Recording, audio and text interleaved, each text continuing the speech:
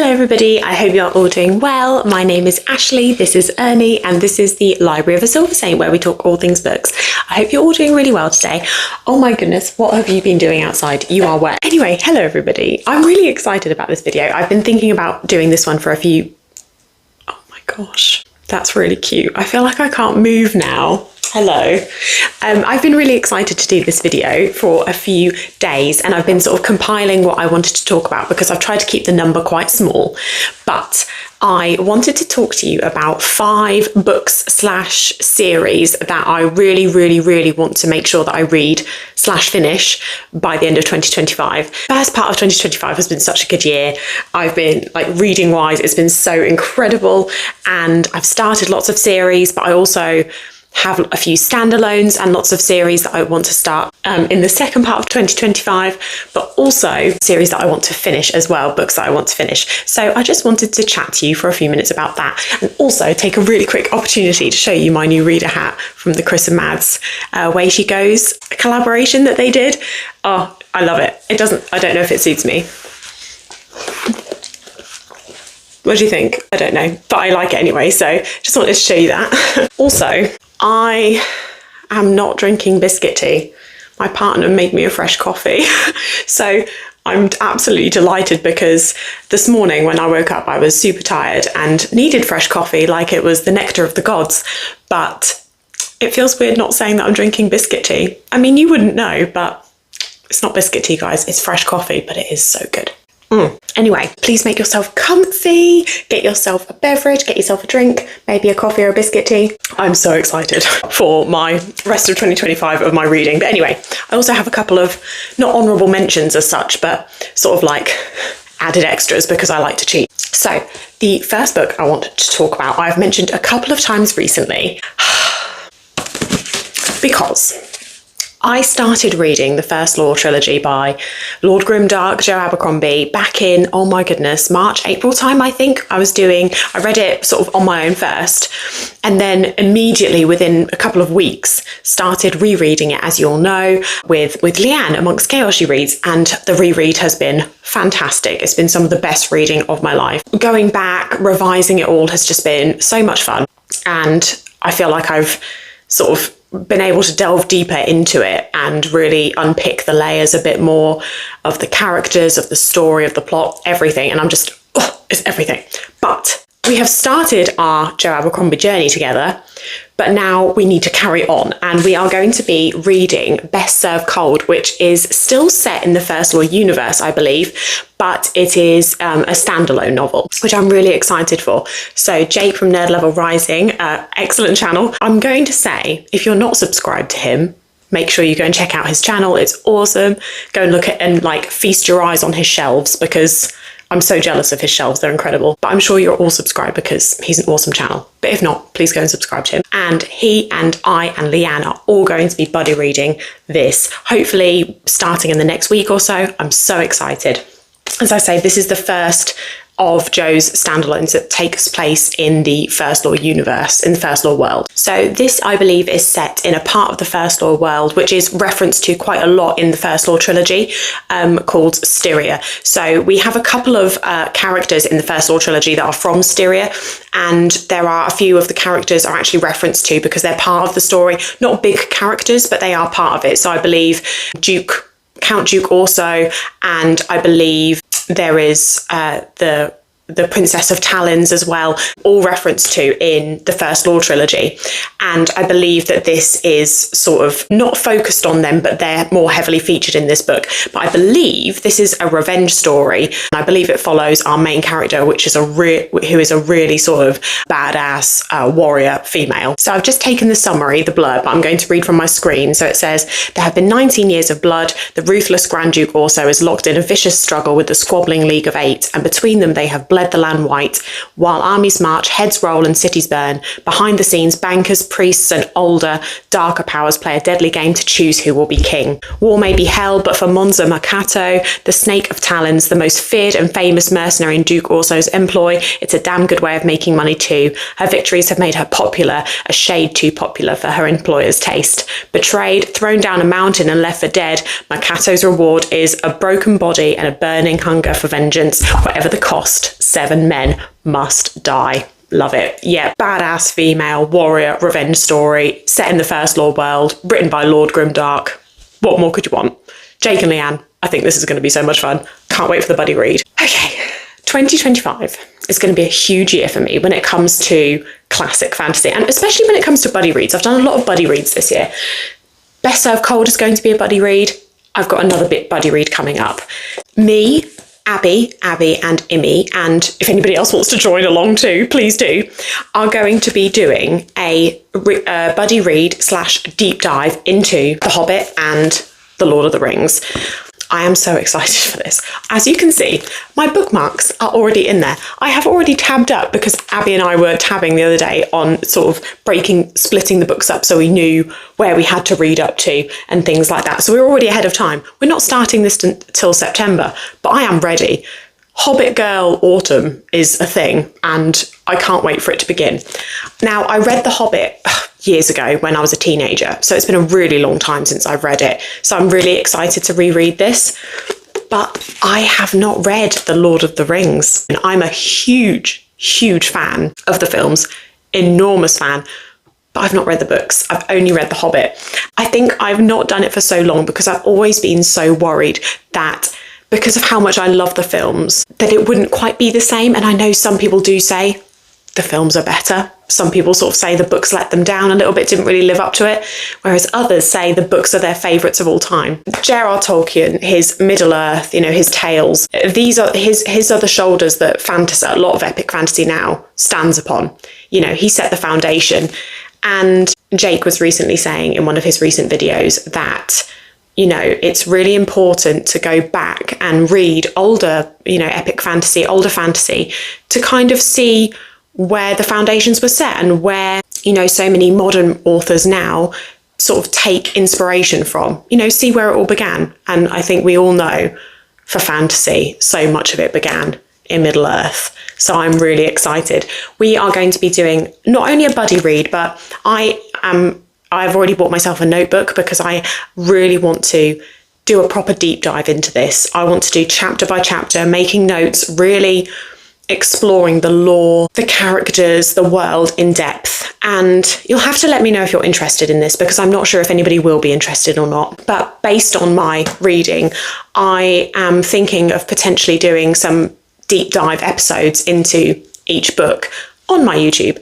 So if that is something you would be interested in, please let me know. If not, please also let me know because otherwise I'll go and do it and annoy everybody. But I would like to know if that is something that anybody would be interested in, but little deep dives on here. And also if anybody wants to join in and do a deep dive buddy read, let me know because maybe I'll set up a fable or something. But I'm really looking forward to it. I've been chatting to a lot of people about sort of reading at the moment and how actually, the joy of reading with friends especially, and actually taking your time, making notes, going slow. Not all books need it, but some books it can be an absolute joy for. And I'm really excited to just sort of slow down, take my time, really dive into this world and just talk about it, just fill my brain with it. I can't wait. It's going to be the best autumn winter reading ever. And yeah, so we're doing Hobbit in September, Fellowship in October, Two Towers in November, and Return of the King in December to kind of commemorate because the films I believe came out December the 23rd every year or something like that. I know Return of the King did in 2003. So I'm so excited. So yeah.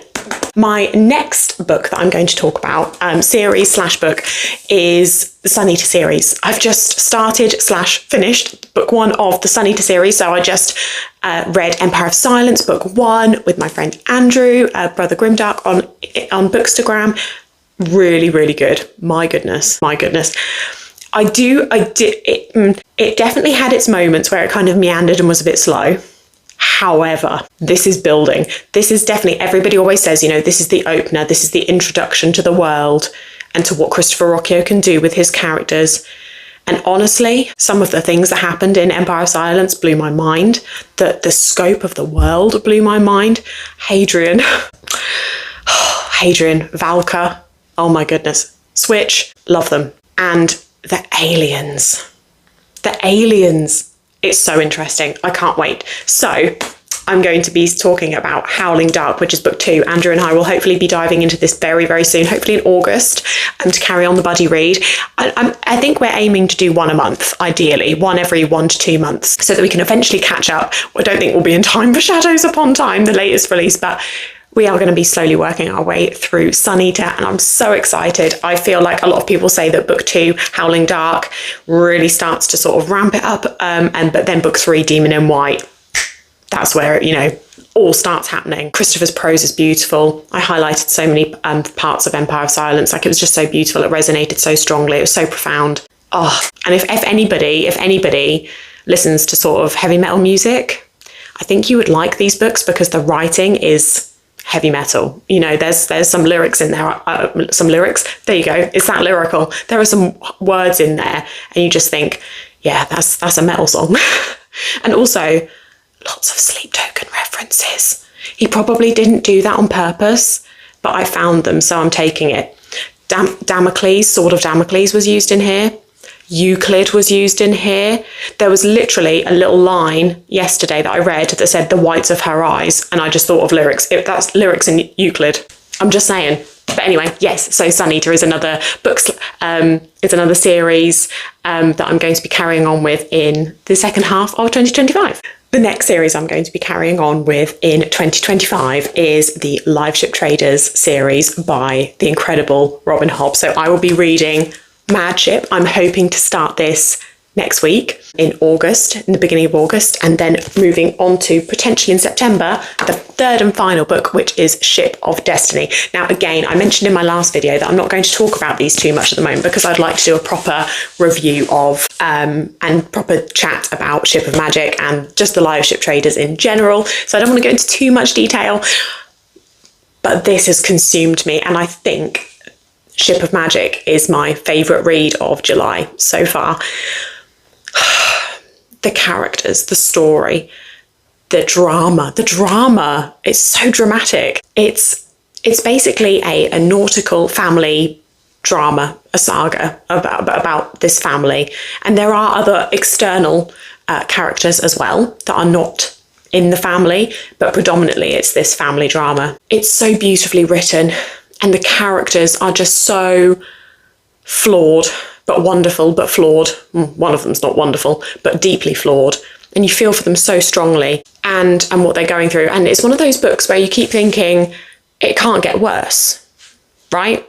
It can't get worse. Nothing can go bad now because so much bad has happened, and then it gets worse. And then you remember, oh yeah, it's written by Robin Hobb, isn't it? She likes to destroy our emotions and our hearts. So that's where that comes from. But it's one of those things as well where things keep going wrong in a very dramatic way, and you just can't not look. It's like you just can't take your eyes off it. It's like you think, oh my gosh, it's going terribly. I just have to stare at it. It's fantastic. It's absolutely fantastic. It's beautiful as well. I need to stop. I can't wait to talk to you more about these because I still need to gather my thoughts fully. But Mad Ship and Ship of Destiny from the Liveship Traders, I can't wait to get to in the second half of 2025. If you have read this series, please let me know your thoughts. Please DM me on Instagram and tell me about your favourite character and why you like them, because I need to know. I have thoughts. But yes. The fifth book that I am desperate to read in 2025, in the second half of 2025, before the end of 2025, I've actually already started, so I know that I'm going to do it, and that is Daughter of the Otherworld by Shauna Lawless. Now, I don't have the actual physical copy here because I've got an e-arc from NetGalley, but I'll put the cover here. And this is part of the Gael Song saga. So I have been need to get comfortable. I have been absolutely raving about the Gael Song saga on this channel, which is The Children of Gods and Mighty Men, The Words of Kings and Prophets, and The Land of the Living and the Dead, an Irish sort of historical epic fantasy with some based on real events that happened in Ireland in 10th and 11th century AD. Hello.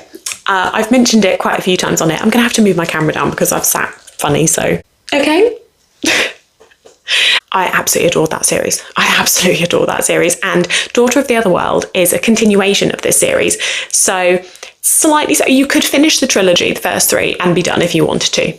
but I did not want to be done. I was not happy with being done. And Shauna is carrying it on. So the next saga is set around 150 years after the events of the Land of the Living and the Dead. We follow some same characters, some different characters. And yes, that's Daughter of the Otherworld. And I believe there'll be other books after this as well. I started Daughter of the Otherworld, and also Abby, Books and Three Cats, started Daughter of the Otherworld last night. And already I am hooked. I also know that Leanne has finished it, and I think Luke has started it as well. So we were doing the buddy read of the Gael Song, so I'm a little bit late in catching up, but I'm so glad to be back. After chapter 1, I messaged Abby and just said, yeah, this is it. This is the stuff, you know, this is why we read. It's so good to be back. So I'm so excited, and I'm really excited to have the e-arc available from NetGalley. So that was so exciting. When I got it, I was so excited. But I've started it and it's amazing. So I know I'm going to finish that in the second half of 2025, but I'm so happy about it. And then I just wanted to mention, even though I've put 5 on the title, because I always lie, I can't touch you all the time. I have to hold books up. I also wanted to, thank you, mention I've forgotten what the series is called now, the Winter Sea Trilogy. So book 1, Darkwater Daughter, book 2, Black Tide Sun, and I believe book 3 is Red Tempest Sister. It's only just come out. I'm sure it is. I would like to very much see if I can read. I'm not sure if I'll be able to fit all 3 in, but hopefully start this series in the end of, sort of in the second half of 2025, before the end of it anyway. Hoping to do a buddy read of this Darkwater Daughter book 1 with a friend. This is sort of pirates, nautical fantasy. Very, very excited, especially after reading Liveships. You know, I'm here for all things ships. So this makes me very happy. I couldn't talk about the second half of 2025 without mentioning a certain new release that's coming in November. Empire of the Dawn. That's right, Annie. Empire of the Dawn. So, by J. Kristoff, book 3 in the Empire of the Vampire series. So I have to also mention, just briefly, my reread of Empire of the Vampire, book 1, and Empire of the Damned, can't get it, book 2 by J. Kristoff. So I am going to be rereading these. Look at these covers. That's the one I what's the word? Tabbed. What are you looking at? He's looking at something outside the window. Is it something interesting? Are you okay? Thank you. So I'm going to be doing my reread. Thank you. I'm going to start Empire of the Vampire in September, Empire of the Damned in October, all ready for the release of Empire of the Dawn in November. I should probably shut up now because I might start to cry, actually. I'm so excited. I'm so excited. You can't see how excited I am, but I'm really excited. I know if I don't stop myself now, I'll start going off on one. So, oh, thank you for giving me your paw. So, yes. If anybody wants to join in September and October for the rereads, or just reading in general, let me know, but yes. Anyway, that is everything. So they are all of the books, not all of the books. They're some of the books. They're the priority books that I would like to read before the end of 2025, or at least start before the end of 2025. Thank you so much for watching. Please let me know what your priorities are for the second half of 2025 before the end. I can't believe that we're already talking about the end of it's my fault, I'm doing it, but you know, it's that time of year, isn't it, when people are like, oh, it'll soon be Christmas. It comes around quick, guys. I'm showing my age now. But yeah, please let me know in the comments below what your priorities are for the second half of 2025. I would love to know. And please, if you like this video, please give it a like. And if you'd like to become a firm member of the Library of a Silversaint, I would love to have you here. Please do hit the subscribe button. I would love to have you here. I'd really appreciate it. It's just a lovely place to be. I hope. I think it is. I hope you agree. And yeah, I hope you have a lovely day. And thank you again so much for watching. I would say that Ernie would say bye, but he looks so sad. Again, he's not had his breakfast yet. Have a lovely day. Bye.